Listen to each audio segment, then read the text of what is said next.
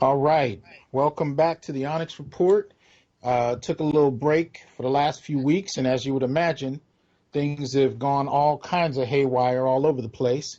Usually I start with an overview of a series of different news reports, but I think the clearest and biggest thing in the news that we're all experiencing is basically the societal shutdown due to the coronavirus and how this is kind of impacting all of us in a variety of ways. Just came from the grocery store and, looking at the line, standing outside, letting in certain numbers of people at a time, looking at the people that have to work and risk infection, and the status of just day-to-day living. So it's a very interesting time. And looking at it from a black male standpoint, I've kind of informally polled black men on social media to ask, questions like, how many of you are getting phone calls where people are actually calling about your well-being versus calling to ask you to do something or give them something? And it's interesting to hear how many black men and this is all on my Facebook page. You can see it written up. You can read the comments yourself. Nobody called to check on me. Nobody, asked how I'm doing. The only calls I'm getting are for things they want me to do or give to them. It's interesting because it goes back to our perceptions of masculinity. And much of the time, masculinity is kind of framed in a way where men are utilities. We are a resource to others, but we're not always seen as beings that require concern, require attention, require focus. And so in that kind of way, it's interesting to kind of see how men are being treated in this kind of dynamic. I've also had men report to me that they've heard from, girlfriends, ex-wives, and sometimes after years, asking for help, asking for resources, things of that nature. So again, going back to this whole question of male utility and disposability. Anyway, that said, the topic of tonight's discussion, hold on, I think you might have to turn your speaker down, Dr. Basil. Anyway, the topic of tonight's discussion is black male abuse and intimate partner violence. And this is actually something that my colleague, who is kind enough to be a guest on tonight's show, was talking about on Facebook with me. And we were dealing with it, and he laid out some very interesting kinds of definitions in regard to what black males experience when victimized in an intimate relationship. And I said, this is definitely too good to be lost in a comment section. So I singled them out and posted them up, and then asked if he would be willing to come on and talk about it. And he was kind enough to. Those of you who listen to the Onyx Report, especially who watch the Onyx Report on YouTube, will be familiar with Dr. Basil. He came on a few weeks ago, as a matter of fact, and gave us an intimate breakdown of his own experiences with abuse. So if you haven't heard that show, I would definitely suggest you go onto the YouTube channel for the Onyx Report under Dr. THasan-Johnson and look for the interview with Dr. Leamon Basil. It will definitely blow your mind. Informally speaking, this is kind of a continuation of that discussion in a way, but he's framing it more for everyday people, black men in particular, because I think much of the time, because we haven't seen abuse framed in a way that black males can readily identify, we tend to often think it doesn't and can't happen to us. As a matter of fact, I hear that more from men as well as from women, where the idea of abuse is almost unfathomable to most. But it is a reality that many of us live with, and we don't know it until it's explained. So that is the reason I brought him on. So I'd like to greet Dr. Basil. How you doing, man? Hey, how are you, man? I'm holding up, doing this craziness. Exactly. The quarantining, the self-isolation, and the pandemic is making people panic. But, I encourage everybody to stay calm and if you don't have to go out, don't go out. Absolutely. And, keep yourself prayed up if you pray. Keep yourself meditate it up. If you meditate, whatever it is that you do to soothe your soul, do it. That's right. That's right. Because it is getting a little crazy from time to time. And then, and the news keeps coming out every day. There's something new. So right about now, we're waiting to find out, what else is closed down. First, it was, the restaurants. Then became social distancing. And then you had school districts closing. And my own Fresno State eventually closed, but for teachers, they have you kind of sitting there and students are coughing and sneezing and you just stuck in this room. So they finally shut down, schools all over the country are. And now there's a question about whether or not, counties will be closing down. So it's evolving on a daily basis. And, I just hope people stay keyed into the news so we can kind of stay on top of what's happening. Because I'm still running into people that are somewhat oblivious to the changing dynamics, and they're walking around engaging people and are very unclear about what's going on. But to get to the topic, man, I want to kind of walk us into this before we jump straight in. How did abuse, because this again is not something that's readily talked about, in regard to black men especially. So how did this come onto your radar? And tell us a bit about, what you came to learn about it early on. It came to my radar because recently I was charged with and pled guilty to domestic violence. Okay. And so it was brought into my radar in a real upfront, direct, and a pretty mind-blowing way. Okay. So, but of course, people are not really knowledgeable about domestic violence in popular culture. It's usually perceived as something that men do to women. Right, and right. They do it in order to exert power and control. So typically I can go into all of the depths of it at some point after we get through kind of going over what I consider to be some things that women do to actually abuse men. However, in popular culture, and even in the judicial system, the criminal justice system, domestic violence is basically categorized as a pattern of behavior that a man exhibits towards a woman in order to illustrate or to exert power and control. That's typically how it's characterized.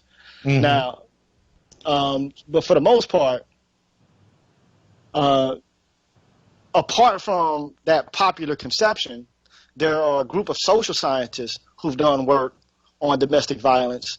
And in particular, there's a person by the name of Murray Strauss. He's like the spearhead of a group of social scientists who've done work on this issue for approximately 40 years. And ultimately, he asserts that women are just as likely to commit acts of domestic violence as men. But in popular culture, we don't tend to think of women as being abusive because we have these conceptualizations of women as just being caring or nurturing or sensitive or mothering. Right. So we don't, there's a plethora of evidence that shows otherwise. All you have to do is just look at YouTube, World Star Hip Hop, or your favorite reality television show to illustrate that there are aggressive behaviors exhibited by women, often violent behaviors exhibited by them. But and that also ends up shaping how we even interpret when we run into those stories, how we interpret them. Because anybody that follows my social media knows that I routinely post on different types of abuse, that men experience. And the reason I do that is not to denigrate women, but to challenge our these popular conceptualizations you're talking about, because we don't know how to make sense of it. You can actually see or hear the abuse with neighbors and experience sort of cognitive dissonance and just kind of, let it go in one ear and out the other, as long as the woman is not the victim. You know what I mean? That's very correct. Like oftentimes people will laugh when men are being abused. They will downplay or minimize the abuse that women exhibit when men are being abused. But it's very important for people to understand that any form of abuse can have a very profound and lasting impact on somebody's psyche. Right. So it doesn't matter if that person is male or female, if they perform as a man or a woman, domestic violence can have a profound impact on either sex or either, person who just so happens to be exhibiting some sort of alternative gender performance. So, yeah, that's what I want to say about that. But, ultimately, oftentimes men explain away abusive behaviors by women as crazy. Oh, she's just crazy. Or, she's off the chain, or some other kind of colloquialism that we use. Or either we kind of like place it at the foot of them being emotional creatures, and we just have to man up and be able to tolerate it or deal with it and handle it like a man. Stoically, right? Yeah. Right.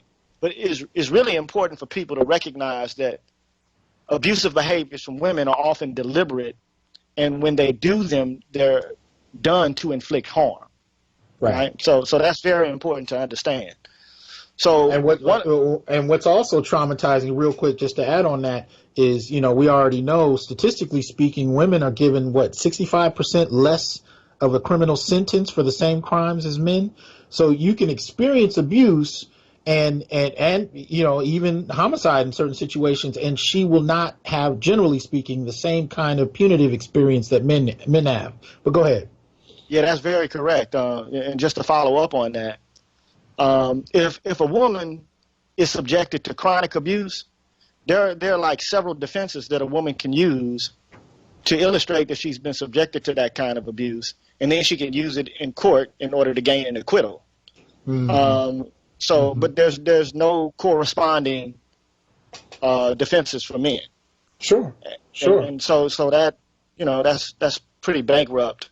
But it's important. It's important for men to begin to frame their own narratives and to make sense of their own experiences, so they can more easily identify what is actually happening to them, so they can mitigate some of the pain and misery that can come across from having undergone those experiences. So it's consciousness raising. No, absolutely. In a nutshell. And so we need more of this. And until we do this important work, we'll continue to be in a stupor of a sort, right? To kind of exist in somebody else's reality, and we can't allow that to happen any longer. It's time for a change. Well, even Dr. Warren Farrell talks about how women have been actually able to use menstruation in court and actually be, for the most part, exonerated, if not given extremely light sentences due to monthly menstruation as a rationale for acts of violence, which is something that, again, cannot be applied to men, right? So it's definitely an important one. And I think one case that might be, useful for people to look at is there was an article came out on WBRZ.com, and it's about a woman who apparently shot her husband a number of times, as a matter of fact. She claimed she grabbed the gun to hit him with, but it went off. And then she said she stumbled and shot him several more times. But by filing it as an intimate partner violence case, she'll likely get probation, even though he was shot a number of times. And the situation in and of itself deserves some scrutiny. But as soon as she categorized it as intimate partner violence, most people accepted that and kind of went from there. So there's definitely a lot to the questions that you're raising that should be taken into account in the larger mainstream culture and applied to the situations we've experienced. But go ahead and continue, Dr. Basil. What would you begin to tell people in terms of how they can understand intimate partner violence and male victimization? Well, one of the things that women do, just like men do, to people they victimize with abuse, is isolation. So sometimes your significant other may not want you to hang out with your family or your friends, or she might complain that you spend too much time with your family or your friends. And she might even tell you that she doesn't like one of your friends or several of your family members. So that you begin to spend less time with these people, right? And if you tell a woman that you'll continue the relationships that you had before you met her, and she becomes angry or spiteful and starts to exhibit punishing behaviors, she is actually engaged in the act of isolation, and that is abuse. Okay. Right? Mm-hmm. So this happens all the time. I mean, with men, as soon as they become hooked up with women, the woman begins to demand more time. Now, this is normal, okay? Mm-hmm. But when, someone becomes over-possessive and begins to whittle away your relationships, that's isolation, and you should not put up with that. You should not succumb and submit to that.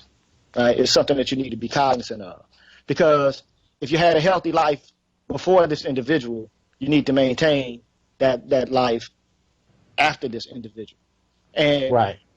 And oftentimes your friends can see things that you can't see about the behavior of your partner. And so that's why sometimes women exhibit these behaviors. They don't want your friends or your family to see the kind of behavior that she's exhibiting towards you. So it's kind of like a setup, a prepping of a sort, in order to be able to carry out abusive acts without anybody being able to see what actually is occurring. And we're familiar with these kind of stories when it comes to, female victims. We're familiar with stories about men who keep them from their friends, socially isolate them. But again, we don't often turn that around and think about the ways in which women will apply the same types of pressure to keep men isolated from friends and family, and we don't call it abuse when we see it. I mean, how many women have you known that refuse to, like, say, for example, during a holiday, I don't want to go over to your family's house. I don't like Charles, or I don't like Timmy, or who refuses to go hang out with a group of friends that you have because I don't like his wife, or I don't like, what he said, or, I don't like his attitude. I don't like his general disposition. So, I mean, these are isolating behaviors. You just need to be aware of what they are. Right. And you need to confront assertively the person that you're dealing with and tell them, look, we all have people that we don't like and we have to deal with on an ongoing basis. If you love me, you'll come to, at least to some degree, respect my family, even if you don't like them, and understand that I have to be able to spend time with them. And every situation is not a situation in which you get to flex your so-called relationship muscles and make a demand and impose some sort of demand. Sometimes you have to go with the flow instead of trying to direct the flow, right? Yeah. So that's just one of the behaviors that women can exhibit that is abusive. Right. And we're not trained to see it as abuse, even when we experience it. Like you said earlier, it's just something we have to endure. We have to stoically kind of weather through, and we'll get past this. But you'll notice the way we're socialized, when the situation is reversed, women have been trained to identify and articulate it as such far more than men. Oh, of course, because they've been made conscious. We haven't been made conscious about, or if you want to use, the PC term, woke. We're not woke to what's going on. We're not hip. I mean, so we'll say something like, man, she's tripping. Right. Or, man, we'll dismiss it. Absolutely. Yeah. Oh, she's tripping, man. She's just going through something, man. Like, man. But I mean, you have these feelings.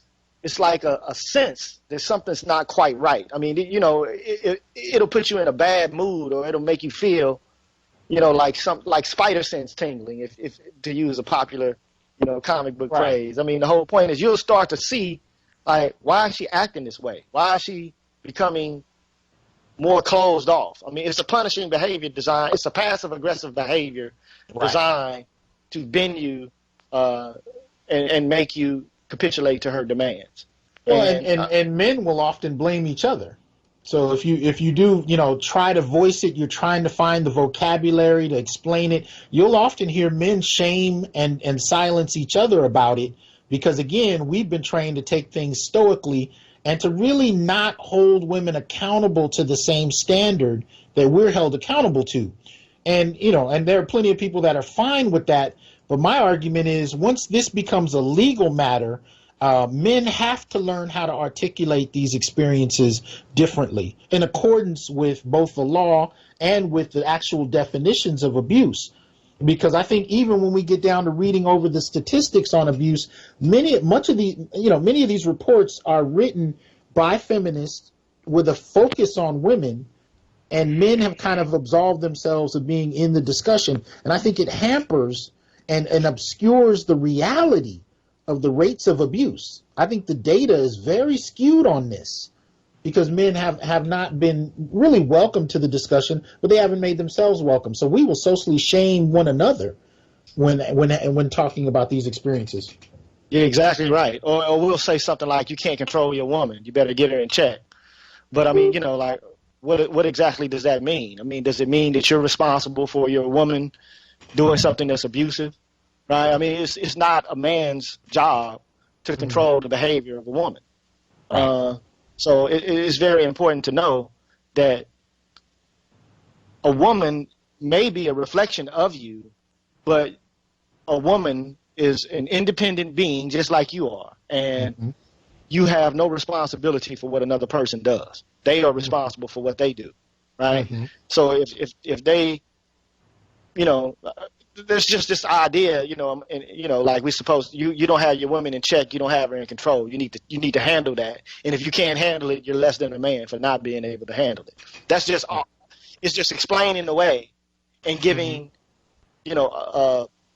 permission for a woman to do what she's doing, and the responsibility then falls back on the man again. We need to stop doing that. We have to stop doing that. Because if we don't stop doing that, we'll never be able to understand what kind of relationships we're actually in and how to resolve any, abusive behavior exhibited by women. So we can't tell them to stop doing something that's abusive if we can't even identify that it's abusive. So we have to be able to do that. So, but another thing that women often do, just like men do, is they'll be passive aggressive in another way. They'll break a date, or they'll refuse to follow through with a plan. Okay. So let's say, for example, you have a girlfriend or a spouse, and she starts an argument with you right before the date at which you have a trip or a romantic getaway plan. That's abuse, right? Okay. And I say it's abuse because no one that loves you and that really wants to bond with you will go out of their way to cancel a trip. And, a trip is something that typically you plan for months. Right? Okay. And so somebody wants to break something that you've been planning for months because they're having an emotional, they're having an emotional spell. That signals that they're trying to exhibit punishing behavior by means of passive aggression. And you should bring it to her attention and let her know that you're not going to tolerate it. You need to be able to set up boundaries when that kind of thing happens, because it'll continue to happen. So you're saying that's a passive aggressive form of emotional / psychological abuse. Is that what Correct. you mean? Okay. Correct. And and women, I hate to say this, but I mean, it's the truth. Women, because they're not as strong as men physically, exhibit a variety of different behaviors to kind of compensate for their lack of physical power. So a lot of times they'll do things that are very aggressive, but not directly aggressive, right? And these actions are meant to cause psychic harm to the man, but they don't see it as such because there's nothing like explicit. But trust me, if somebody cancels a trip or a plan that's important to you, and you've been, kind of setting it up and expecting it for a prolonged period of time, that's abusive.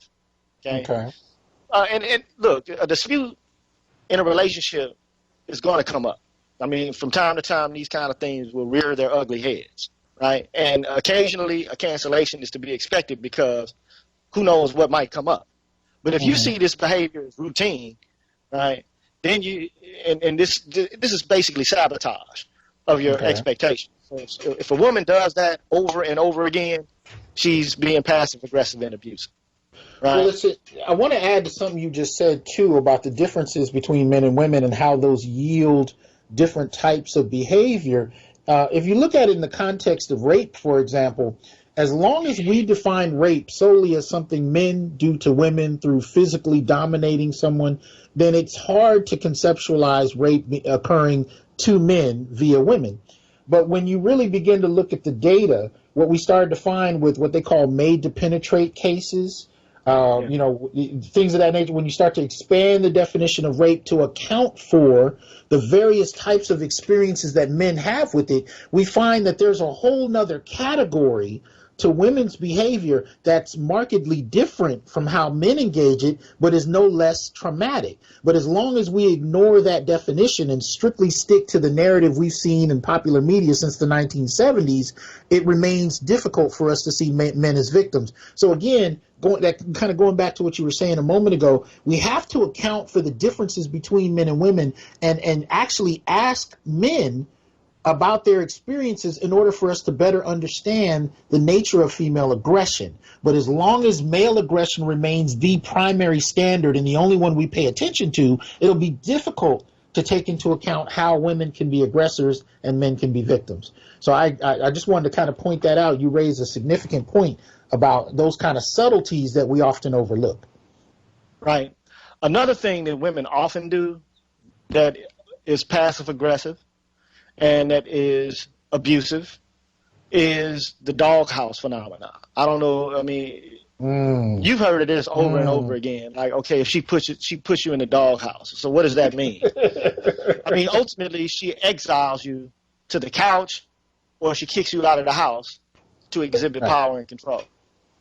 Like, and implicit in that is the withdrawal or withholding of sex as well, right? And intimacy. Right. So I mean, it's like, okay, if you don't do what I want, I'm going to put you out. I'm not going to put you out just physically. I'm going to I'm going to put a wall between you and me and any love or understanding that I could extend towards you. I'm not going to do it because I'm upset and I have the right to hurt you or to harm you psychically or emotionally. And men, we have to begin to understand these things might just be be irritating to some. But I mean, in actuality, over time, a woman who does this is really eroding the confidence and is eroding the self-worth of a man. Okay. I mean, it's a hell of an experience for you to be paying rent somewhere or to be providing as much as you can for a woman and for a woman to suspend all of what has been done for her and then to put you out. That's a power move. And that's a very, very sharp and a very pronounced power move. And when it's done to inflict harm, right? Because someone who loves you is going to try to work through a conflict with you. It's one thing to be upset with someone for 30 minutes, 2-3 hours, you need to take a breath. But a mature person, an emotionally mature person, at some point is going to try to communicate with you about what it is that they feel and then to let it go. I mean, but someone who's exacting the doghouse on you over a long period of time, like say, for example, 2-3 days, I don't want you to come to bed with me. I don't want you to be anywhere near me. If you try to touch me or talk to me, I'm going to give you the cold shoulder. That's abusive behavior. Right? Well, and we do know that can go to an extreme as well, especially if you have, and we've seen this with cases where people are willing to fraudulently accuse men of, aggressive or harmful or even of abusive behavior, knowing that law enforcement will often perceive men to be the greater threat. Now, that has been changing in the last 20 years to the extent that, women will be arrested too if men call. But at the end of the day, in terms of popular culture, in terms of popular perceptions, and even law enforcement perceptions of the situation, men are often held to greater scrutiny in that sense. And there are people that are willing to abuse that. So you can actually be put out of your dwelling, on the basis of a false charge, knowing full hand that you're not going to be as believed as readily as she. So that can lead to some very serious, situations. I was going to talk about that. That's a terroristic threat. No, but yeah, anytime a woman uses an accusation against you and you haven't done anything to her, or if she even threatens to do something because she's upset with you, like call the police, that's a terroristic threat, especially for a black man, because we already know the way that black men are treated in the criminal justice system and how they're treated by police officers and various other law enforcement officials. We don't want to come into contact with the system. And for a woman to bring you into contact with the system, knowing that you haven't done anything to her or that what you have done to her is minimal, that is a terroristic threat. And I would consider, or the man should consider, perhaps terminating a relationship, because the last thing you want, trust me, is to come into contact with the criminal justice system in relation to domestic violence. Because we have a culture that ultimately already has characterized abuse as something that's directed towards women and not to men. And we already have this so-called cancel culture, which basically digs into men and is ready, ready at a moment's notice to shame and to stigmatize the actions of men. Be very careful with that situation. That's the work. You don't want to come into contact with the criminal justice system because of domestic violence. You really it should go without saying that if you're with someone who's willing to file false charges or even threatens to do so, you might want to seriously reconsider that relationship. Because if it happens once, it's more than likely going to happen again. But that's a whole nother aspect to men's experiences, black men especially, black men's experiences with victimization that nobody wants to talk about. Because we like to, what we're told is that false charges rarely happen. But in reality, when you start to talk to everyday black men, they can tell you a plethora of stories. From being out in public to being out in public in terms of dealing with everyday people to dealing with your intimate partner behind closed doors, the threats used against you, leveraged against you are ready. Are real, and they happen quite a bit in terms of what men come to the table talking about. So that's an incredibly important thing. And if it's occurred to you, I would warn you to really reconsider that relationship. Well, go ahead, Basil. Yeah, because we all know that when black men come into contact with the police or when they come into contact with law enforcement, it can be life or death. Sure. Typically you make the wrong move, somebody sees something in your hand, you're dead. And so someone who would bring you into contact with that kind of experience because they're trying to exert power and control over you, you definitely want to reconsider whether or not you want to be involved with that individual. But look, what I don't want to do is minimize, men's behavior, and to say that women don't sometimes feel threatened by some things that men do. However, we have to understand that, and this kind of plays into something that you've written about, or something that I've seen you write about or have a discussion about. And namely, it's that black men and black women don't have institutions by which to mitigate our problems when it comes to determining justice amongst ourselves. And oftentimes it'll be said that black men are patriarchs, but black men really, we're not patriarchs in my viewpoint, because we don't have any institutional power or control. Right. We don't have control over the judicial system, the law enforcement system. We don't have any control over the commerce industry. We don't have any control over education. Right. We don't have any control over a whole host of even the family. Oddly enough. So, because if you look at the number of single-parent families, you'll see that, black men are not leading the family, right? So, but it's interesting when you look at the definitions of patriarchy for any other group, we all have a clear understanding of what the institutional, standards are, for what that patriarchy is. But for black men, I've seen scholars fabricate standards that would just, blow your mind. I've seen scholars get up and give lectures on academic campuses about eating the big piece of chicken as a standard of patriarchy, But if we were to talk about white men or any other group, we would be talking about wealth. We'd be talking about property ownership. We would be talking about institutionally measurable standards for dominance. But with black men, eating a piece of meat somehow becomes the standard. So there's a fabrication element that comes into play when people are really trying to force this narrative. But getting back to abuse in regard to black men, what would you give us as the next standard, the next definition to look out for? Yeah, I kind of mentioned this before, and I probably should have put it at the top of the list. And this is stonewalling.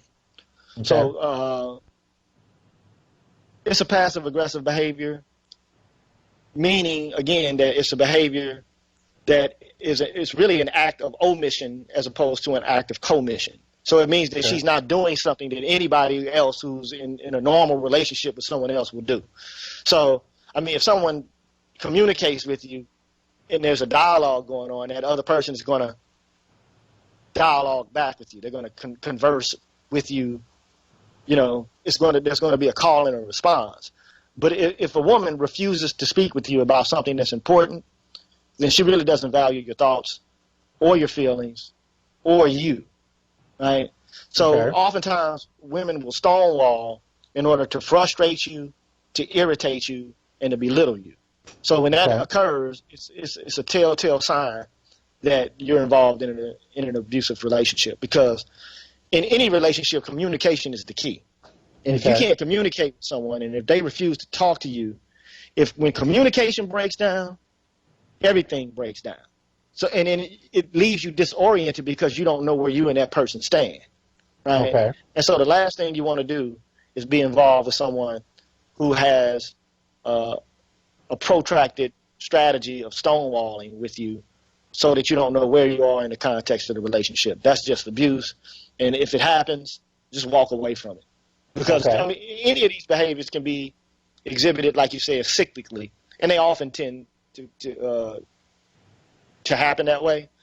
So, and you just have to learn. I mean, we could talk about that a little bit later, but you have to learn how to deal with some of these behaviors, because I mean, ultimately, these behaviors can put you into psychic dis-ease, and sometimes men respond to these kind of actions with violence, and so you don't want that to happen. Right. Another thing that women do, oftentimes when they're angry, that is abusive, is they'll take money out of your personal bank account, or they'll tell you how to spend your money and shame you for spending your money on things that you want to spend your money on. So, I mean, in any relationship, you have to share money and you have to share financial responsibility. I mean, this is something that's natural, right? But if a woman decides to go into your personal bank account and you don't already have a predetermined or preset understanding about what's supposed to go where, if she decides to go into your bank account without your permission, she's intentionally crossing a boundary, right? And I would say also breaking into your devices, your phone, whatever, again, without your permission, and surveilling you can also be added to that. You know, in terms of that, those are controlling and abusive forms of behavior. But go ahead, brother. Yeah, most definitely. So, like, yeah, what you work for and how you spend your money is your business. Nobody should take money from you, even your wife, even your love. Because she wouldn't want that to happen to her, so she shouldn't exhibit that kind of behavior. She shouldn't exhibit that behavior towards a man. Right? Well, let me make like two very quick points to add to what you're saying. One, all of these really occur across different types of relationships, including LGBT relationships. And matter of fact, the abuse level in LGBT relationships tends to be higher than in heterosexual relationships. But the reason I point that out is, as I want it to be clear, it's not that we're ignoring other types. It's that male victimization is rarely talked about. So, and that's a consistent theme I want people to understand about my work and about my show. I'm not absolving men of our ability to abuse and be aggressive. Matter of fact, that's the majority of the discourse about abuse. So when I don't when I don't bring that up, it's not because I'm ignoring it. It's because there's already plenty of discussion about it. I'm focusing on male victimization because we don't talk about it. So as Dr. Basil continues, just understand that it's not that we're saying that this isn't something that women experience or that LGBTs don't. It's simply that we don't talk about it from a male victimization standpoint, which is why on this show we're giving that center stage. So please continue. Right. So, yeah, it's very important to understand that most domestic violence is what they call situational couple violence, or is bidirectional or bilateral violence. Absolutely. But in popular discourse, what's often described is a kind of abuse that happens very rarely. Maybe 6 to 7% of the population of people who are exposed to domestic violence are subjected to that kind of violence. So it's a kind of violence that occurs when someone is like completely cut off and they can't even leave the house, and the man has the woman or the woman has the man in almost like a terroristic situation, to where they've lost complete autonomy, right? And then also they're exposed to fear on a consistent basis. They don't know if they're going to get struck one second or the next, right? So it's also important to understand that what the literature tells us is that when women do get hurt, they don't even get hurt as much in the terroristic kinds of domestic violence as much as they do when it comes to bivalent or bilateral domestic violence. So ultimately, when men and women are involved in situational couple violence, that's when women get hurt the most and the most often.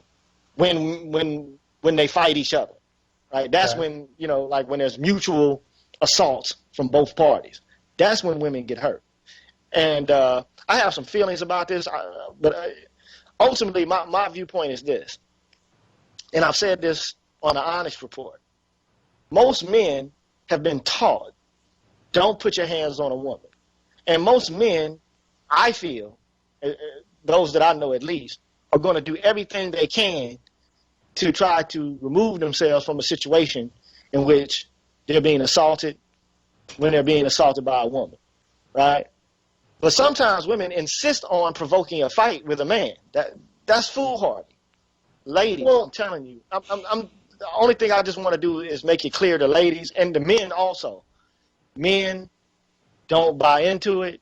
Remove yourself. Get away if you can, because right now there are legal consequences to come along with this, and you don't want to be subjected to those, right? And women, I'm telling you,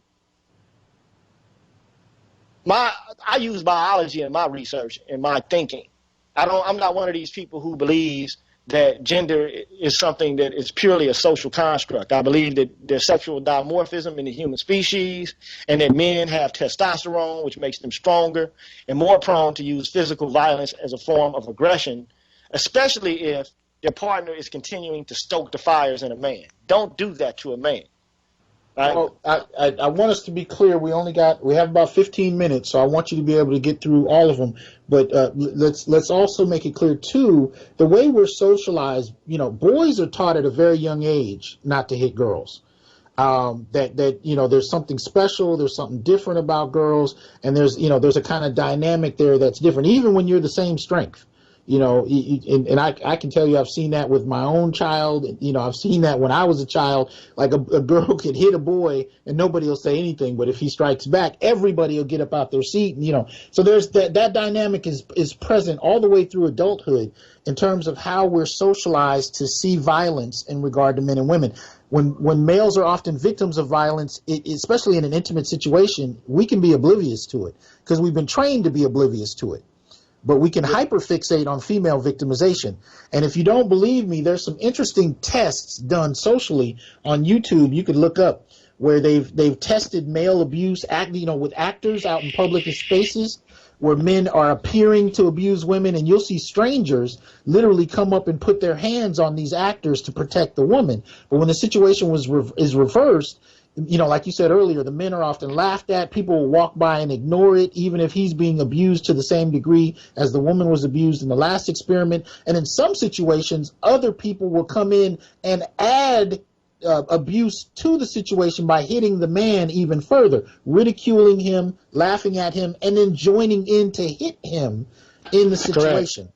So I Yeah, just wanted to kind of add that, but go ahead. yeah, that's correct. So let me just move because because of time constraints, I'll just move Sure, into sure. the last few that I have here. Mm-hmm. Another big one is that a woman will tell you sometimes that you're being too emotional, you're behaving like a woman, or you're acting like a child.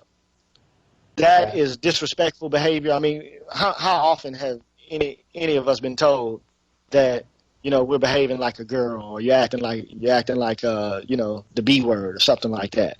You know, um, Well, it's when interesting you say that because we saw that with Johnny Depp and Amber Heard, where she ridiculed him readily for not accepting his abuse, not accepting her physical violence. She even withheld apologies and ridiculed him for that, told him he was being weak for not physically enduring it stoically and being quiet, and then suggested that nobody would believe him. So she almost dared him to try and say anything about it as an emasculating technique to keep him yes, silent. But go ahead.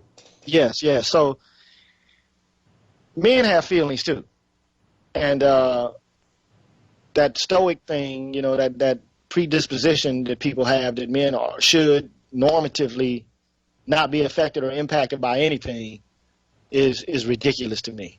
Mm-hmm. Men suffer pain of a psychic and emotional kind just like women do. Okay, so a lot of times men don't say anything about it because there's this cultural norm that tells us not to say anything about it and to just endure pain as if we're some sort of senseless and emotionless beings, but we shouldn't have to put up with that, right? So another thing, that occurs, I think, is when you're emasculated in this way, is that this person that you have left your trust in is refusing to mitigate your stress levels, then she doesn't really care about you, right? So somebody who loves you and who admires you and who respects you, Mm-hmm. right? They're going to go out of your way to make you feel like you're worthy of her, and they're going to try to make you feel like a man, just as you're going to try to make her feel like a woman, right? So anybody that tries to tear down your masculinity is being abusive and disrespectful, right? Sometimes women will say, you're acting like you're gay, or they'll, do something to try to strip your masculinity away. That's just wrong. It's abusive, Mm-hmm. and you shouldn't put up with it. I mean, but now, I have a lot of thoughts about this because in many ways, I think that what is occurring in popular culture now with the feminist movement and especially with its new manifestation, intersectional feminism, which kind of calls masculinity in and of itself toxic, Mm-hmm. or some exhibitions of it toxic. I think that what's happening is that writ large, there's some sort of emasculation going on. It's like you're not to be respected, you're not to be regarded as someone who has worth and who has value. I think that Mm-hmm. needs to stop because it's having a collective impact on men as a whole. You Mm-hmm. want us to stand up for you. I mean, most women are heterosexual and they want to have meaningful relationships with men. But you have to edify the man because we need your help. We need your love, your respect. When you emasculate us, it doesn't make us feel good. And if you're doing that to your other half, all you're doing is harming yourself. So I'm encouraging ladies to not do this. Okay. Well, So part of the emasculation too is that there's no recognition of toxic femininity. So the fact that there's toxic masculinity that has no clear-cut boundaries, it can be applied to anything, but there's no discussion about toxic femininity is already an emasculating trope. I agree. Right. I definitely agree. But I mean, we only got like 9 minutes, so I'll Go say ahead. what I Yeah. have lastly. a woman basically throwing another man in your face or doing things for other men in order to get you jealous. If a woman does that, she's also being disrespectful, and she's doing it in order to inflict harm on you, or to prove a point that, like, there are other people who are available for me and that you need to step it up or something like that. Or she might just be outright, just disrespectful and might be cheating. Who knows? But, I mean, the whole point, if a woman basically goes out of her way to perform acts of service for another man, that's intended to inflict harm on you. And you ought to be aware of it and to set boundaries against that kind of behavior. So, well, and especially if there's a problem if you do it, because I think by service, example I think you gave before is if, like, she goes out of her way for a male coworker or something of that nature in a way that you feel is inappropriate in a relationship, right? But right. But what I wanted to just add to that is if she absolves herself to do that, but then shames or continuously tries to argue or even physically engage you because you've done the same thing with a female counterpart, there's a problem there that needs to be dealt with as well. You're correct, my friend. You're correct.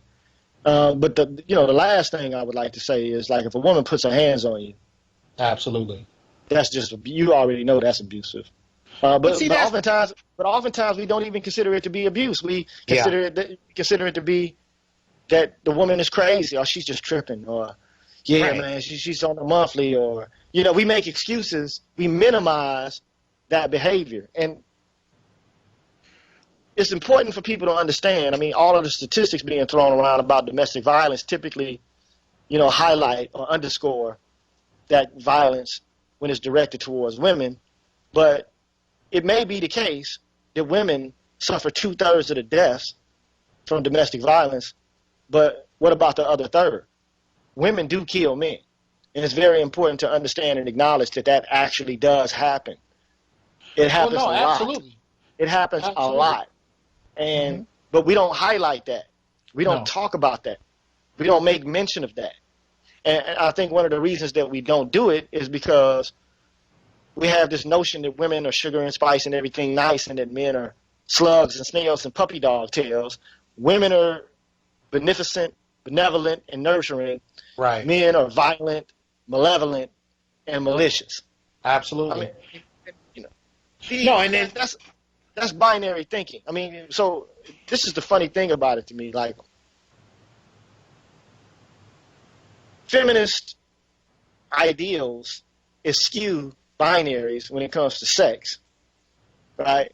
But when it comes to the so-called performance of gender, they don't do anything more than basically reinforce this binary. And I'm of the opinion that both men and women are fallible. We're human beings. Both men and women have the capacity to exhibit virtue or vice. They can both do right or wrong. They can both be aggressive or they can be cooperative. We need to change the dialogue at some point and begin to find ways to mitigate the conflicts that we have, instead of mitigating that conflict by means of violence and by means of passive aggressive behavior. We have to, as a community, I think that we need to do better than this. But in order to do better at this, we have to be able to identify when these kind of behaviors are being exhibited towards us, no less than they are supposed to know when that kind of behavior is exhibited towards them.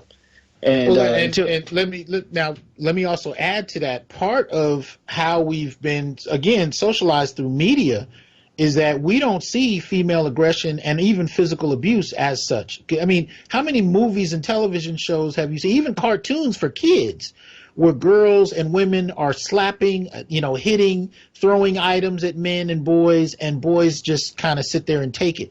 If you see that a good few thousand times, if not more than that, hundreds of thousands of times in media over years, decades even, you're not going to process that as aggression in the same light as if it's reversed, even though the damage could be the same. This is very correct. I've said this over and over again, You know, it's my strong belief that most men don't want to get into violent physical encounters with their intimate partners, and they'll mostly withdraw when they're attacked. And I think that's because men don't gain any elevation in social status for harming a woman. They just don't. No. But when women consistently strike and abuse their husbands and boyfriends under the assumption that they have a free fire zone, that they won't get struck back, right, or that they won't be stigmatized or penalized for their actions, they're playing a very dangerous game, right? And this is because women are mostly injured, again, in domestic violence incidents when the violence is reciprocal. There's no person, I don't think, on this planet who's going to allow themselves to be subjected to continuous slapping and punching and kicking or biting. Most people are not. I would say to you that the definition of a good man, especially in the black community, is one who will accept that without responding. And I think many of our boys are brought up to believe that that is the definition of a good man, to accept abuse emotionally, psychologically, physically, and not retaliate as a standard of masculinity. And I think in the black community, that's been something that we've definitely articulated to boys for the last few decades. But go ahead. But women are not seriously sanctioned, both socially and legally, for their commission of violent and abusive acts against men.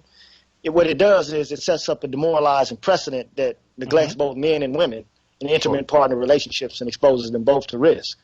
So there's this oxymoronic twist of fate as far as I'm concerned. So there are some women who basically declare themselves to be men's moral masters, right, by basically saying men need to be able to take this. So ultimately what they're saying is, don't hit women, be able to exercise virtue and control when women are out of control. Right. That's a double standard. That is the locus of a great deal of harm, because you can't expect for people to treat you with respect when you're openly disrespectful. And absolutely, that's a gross violation of the golden rule, right? So if a woman feels like she can hit you like a prepubescent child, and that the law and public policy is going to inflate their ability or incentivize their ability to do this, that is something that puts women and men at risk. Right? Well, Dr. Basil, I want to thank you for being on the Onyx Report. I appreciate you coming in and definitely breaking down what many of us haven't been taught. I want to urge people to go ahead and support the show. You can find you can support the show through PayPal, through CashApp, through Patreon.